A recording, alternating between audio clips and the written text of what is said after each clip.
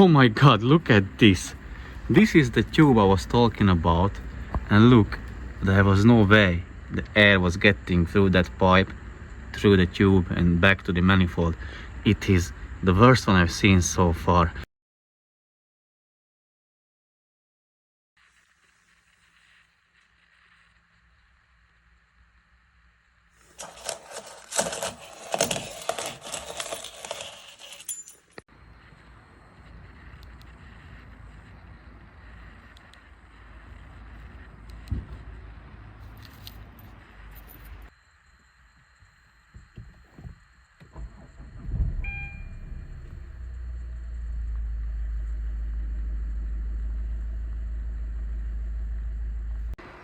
Good morning guys, on this chilly English morning. Would have you guessed that I have another 2.2 Skyactiv Mazda here for carbon cleaning? As you can see, I'm properly dressed. I bought myself this one, a Milwaukee, like a heated hoodie, and one vest from Amazon, which requires power banks to heat.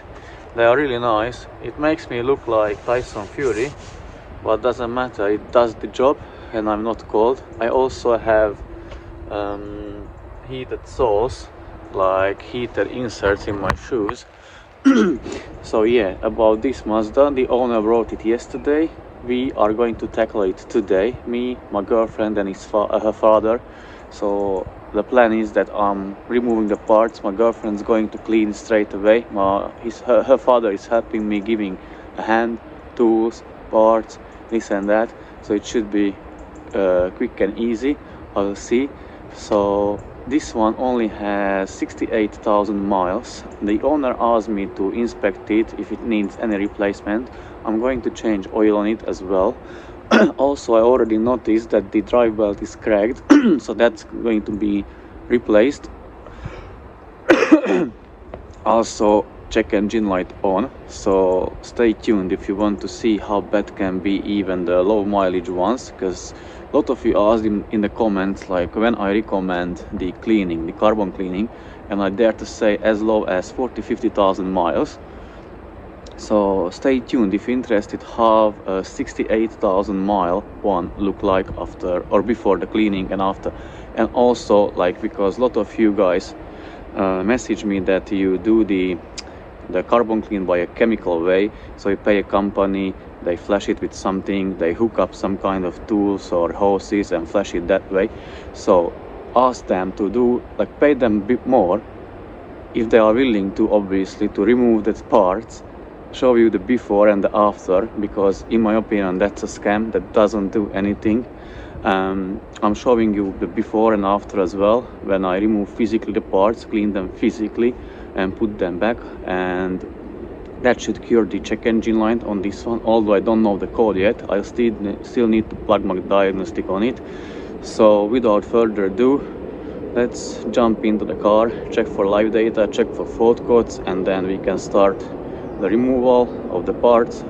I won't bore you with the removal, I got a lot of videos on it, how to do it, very in detail videos. So I'll just come back with before removing the intake manifold, like that you can see it firsthand how it is looking like. Also, before I jump into the car, let's inspect a bit the engine bay. So what I noticed straight away, it looks quite nice from outside, it's nice and shiny. In my opinion, it looks okay. I can't see any leaks from the injectors, which is a good sign. What I see that the exhaust pressure sensor hasn't been yet replaced, so I think that's, I don't know which one is, because there are three: a red, a black plastic and a metal one. So the metal one is the last one, that's the latest updated one, so that's the good one definitely.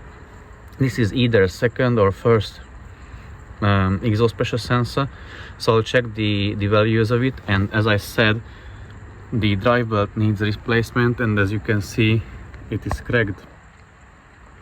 Let me focus here. There are the cracks, so I will let the owner know, but probably he will want me to replace it. It's not a big deal, I can do it for him. So yeah, now let's jump into the car, hook up the diagnostic tool and check for live data and fault codes.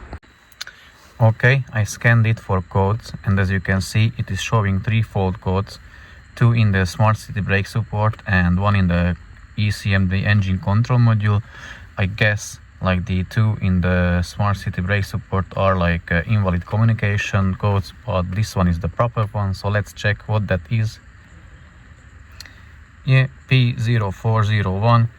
That means that that tube, as I already told in my videos, is fully blocked. We'll see how bad it is, but yeah, I can confirm that it needs carbon cleaning. And back to it, like, to be honest, this is the 3rd car so far I've done which has the code for the carbon cleaning needed, because usually it doesn't even throw a code. When it throws that, it's definitely needed, because this one won't go away just by cleaning it that chemical way. Trust me, it won't go away. I'll show you how it looks like. And as you can see, the car has 67,000 miles and it will be already bad. And now let me check for the live data. Engine running. I'm in the live data section of it. Check engine light still on. So let me check what I'm looking for. Usually I check the brake booster pressure sensor, which is here. It's 7.6. It should be 7.6. At idle, if I press the brake, it should rise and should fall back quickly. Yeah, that's quick. I think that's okay. It's not worn. Probably exhaust camshaft is neither worn, hopefully, for the owner. I always check then the fuel oil pressure, which is, yeah, it's there.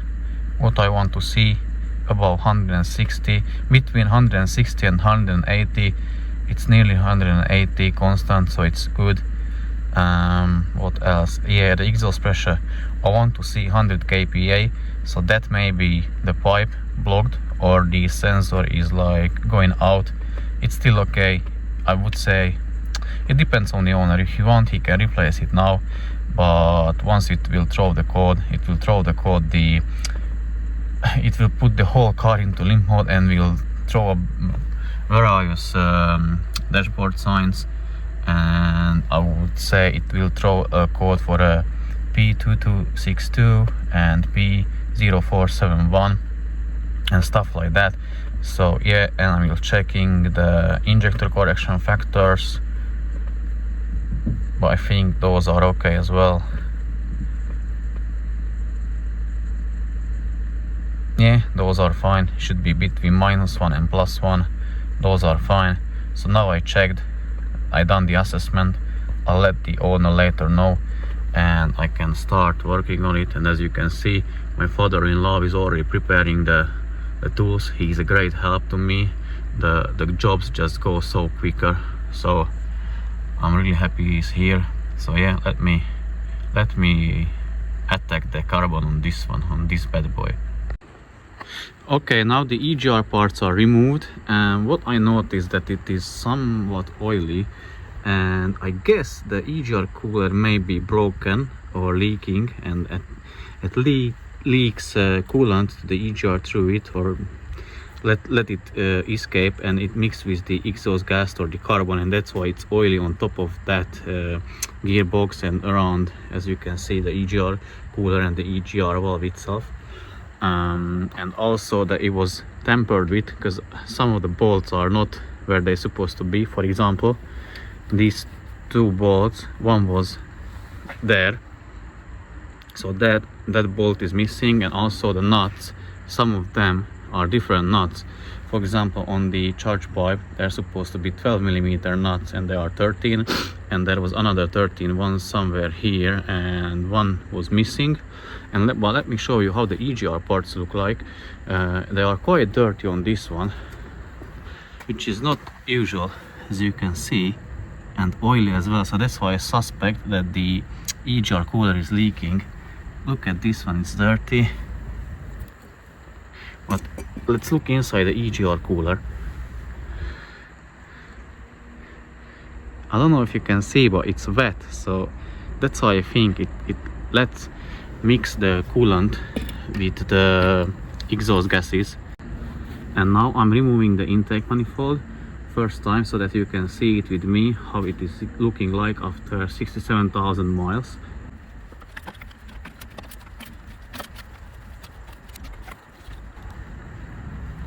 So yeah, it is quite oily, so I guess it's either obviously can leak from the turbo from underneath. Let's see.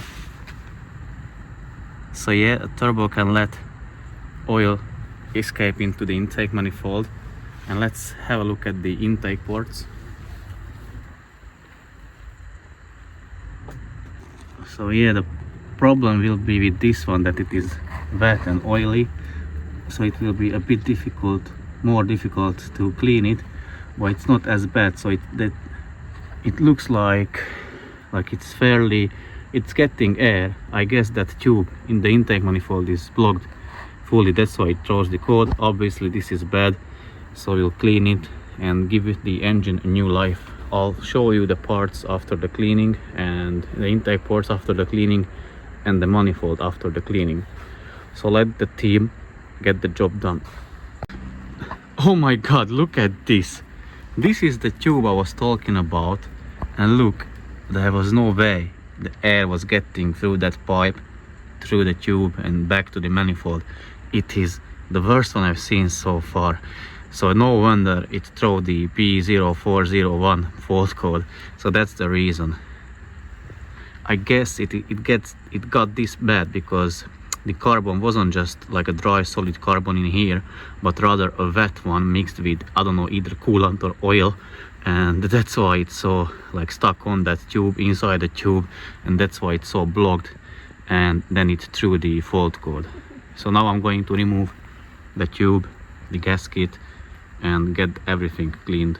So do you wonder how much carbon is in a 67,000 mile 2.2 Skyactiv diesel Mazda's intake manifold? So I just done this with a screwdriver. So basically I just scraped off all the carbon I could from inside, and let's check how much there is.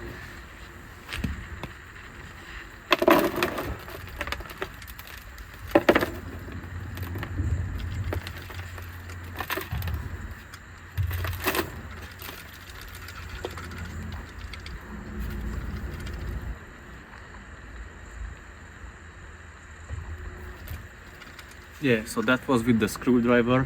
I still need to clean it with the chemicals, ultrasonic bath, and I think maybe one more go with the screwdriver. So after a delicious goulash, we are back. It's a bit late now. It's nearly 3, I don't know, maybe 2:45. So the walnut blasting is done. It turned out great. Let me show you. Obviously I will still touch up the surface, the mating surface.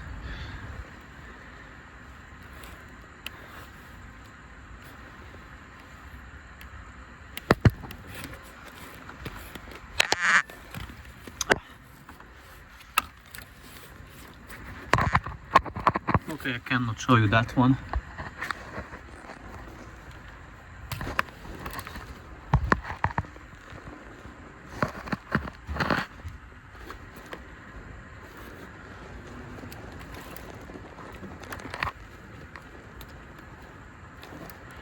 And I still scrape off, like when you see there, you can still see a bit of it, so I will scrape that one off with the drill and the wire brush attachment. And as I told you, I will show you the parts as well, like each. So here what my girlfriend done.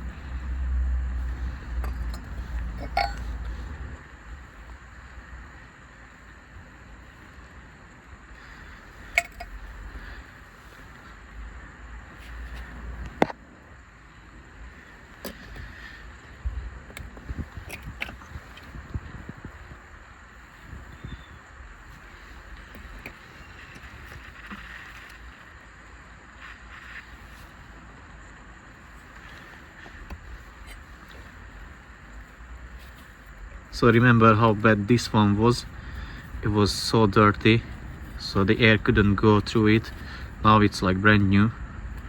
Let me show you the intake manifold. this is the carbon from the intake manifold.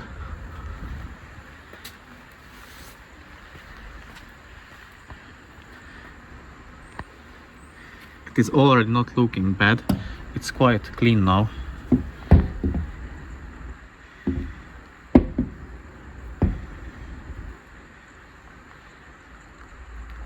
But I will scrape off the bits which are still in there with a screwdriver. I ran this one I think 3 times in the ultrasonic bath or cleaner. The reason is because it has to get up to temperature. It's here. So now the temperature of the water is 75 and I started with only 40 something, so that's why it took at least 3 runs. I added some DPF off-guard DPF cleaner from Vince, and I'll put back the EGR.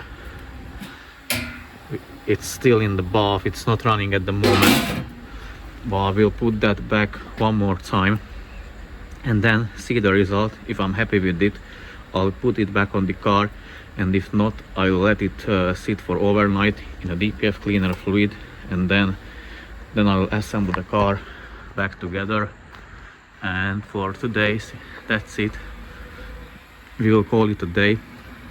Obviously I will report back like what I've managed to done, or what we managed to finish, what we managed to done. Unfortunately the sensor for the other Mazda, which is outside, is coming only between 6 and 7, so I won't do it today. I'll do it tomorrow. I'll carry on with the Peugeot tomorrow.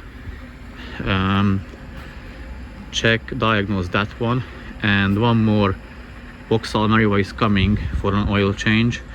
It was here yesterday, but the drain plug was so tight. So I managed to strip it. It's my second one already. I stripped one, so I told the guy to get a new drain plug, and we are going to pick up a welder today from my father's place, and we are going to weld a bolt there underneath on the drain plug, and we are going to undo it that way and get the oil changed. So hopefully it will be like a successful operation. And yeah, so that one tomorrow. Hopefully the engine will go back to the Peugeot tomorrow, and yeah, that's life. Let's carry on.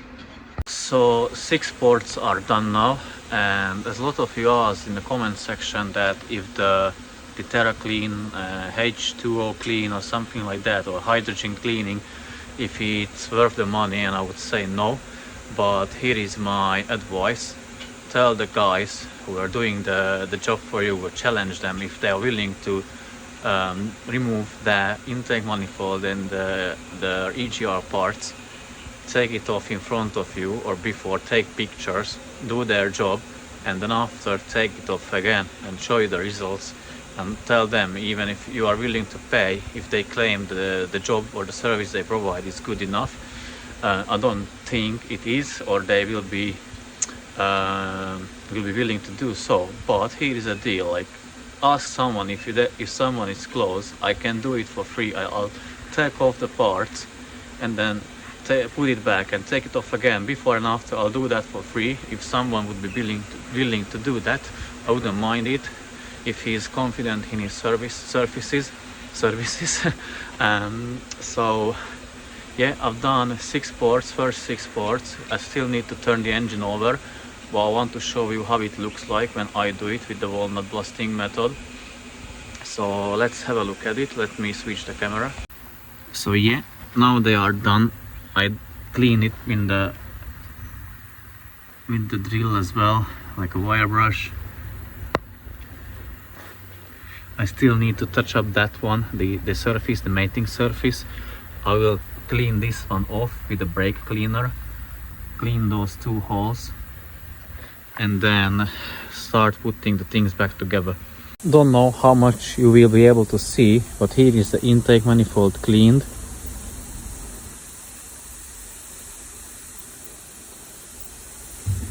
Still need to blow it out with a compressor. Yeah, obviously something is still left there, but you know, It's not gonna be brand new, but it is nearly as good as brand new, I would say. This is a very good result.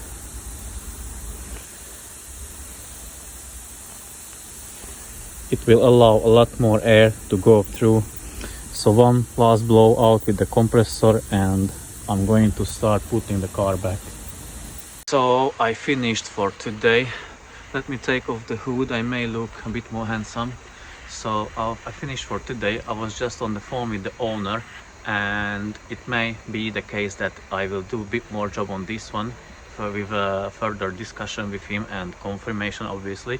Maybe the exhaust pressure sensor, the drive belt, the brake bleeding and the oil change. I'm going to pick up oil for him because I'm going to the city anyways, so I'll stop at Halfords and pick his preferred brand of oil. But yeah, that's it for today. So basically I didn't put everything back together as I wasn't happy with the result of the EGR cooler clean, so it's still in the ultrasonic bath, and I'll let it sit overnight in the DPF cleaning fluid and check back tomorrow. And tomorrow we'll put that together, start it up, park it outside because I need the space for another one. But yeah, that was it for this one for today. So thanks for watching, stay calm and see you in the next one. Bye.